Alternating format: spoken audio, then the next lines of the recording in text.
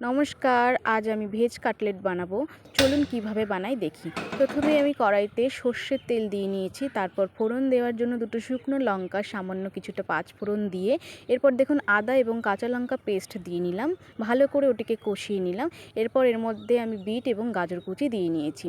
এরপর এর মধ্যে স্বাদমতো লবণ, 1 চামচ হলুদ গুঁড়ো এবং স্বাদমতো চিনি দিয়ে ভালো করে জিনিসটাকে নেড়ে চেড়ে নিচ্ছি। এরপর আমি এর মধ্যে কিছু মশলা অ্যাড করব, গুঁড়ো মশলা। দেখুন প্রথমেই আমি দিয়ে দিয়েছি এর মধ্যে 1 চামচ মতো ধনে গুঁড়ো, তারপর 1 চামচ জিরে গুঁড়ো, তারপর 1 চামচ গরম মশলা, তারপর 1 চামচ গোলমরিচ গুঁড়ো। এবার এটিকে ভালো করে আমি নেড়েচেড়ে মিশিয়ে নেব সব কিছুর সাথে সব কিছু। এরপর দেখুন আমি এর মধ্যে কিছুটা বাদাম দিয়ে দিয়েছি, আর এখানে সিদ্ধ করা আলু ছিল, আমি কিন্তু আলুটাকে ম্যাশ করে তারপরে এর মধ্যে দিয়েছি, যাতে দানা দানা না বাঁধে। এরপর আমি ভালো করে সব কিছু মিশিয়ে নিলাম। এদিকে দেখো আমার বর কিন্তু অলরেডি ধনেপাতা কুচি কুচি করছে। এবার এটিকেও আমি এই মিশ্রণটির মধ্যে ভালো করে দিয়ে মিশিয়ে নেব। মিশিয়ে নিলেই কিন্তু তৈরি আপনার কাটলেট।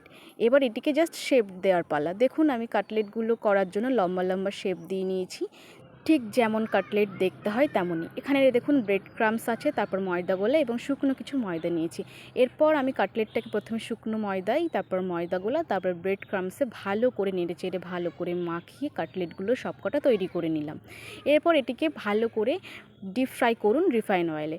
এবার ডিপ ফ্রাই করলেই আমাদের কাটলেট কিন্তু তৈরি। দেখুন এরপর আপনারা যেটা করবেন, সস অথবা ধনেপাতার চাটনি বা যার যেটা পছন্দ সেরকম দিয়ে সাথে কিছু স্যালাড নিয়ে কিন্তু আপনারা এই সুন্দর টেস্টি কাটলেটটা খেতে পারেন।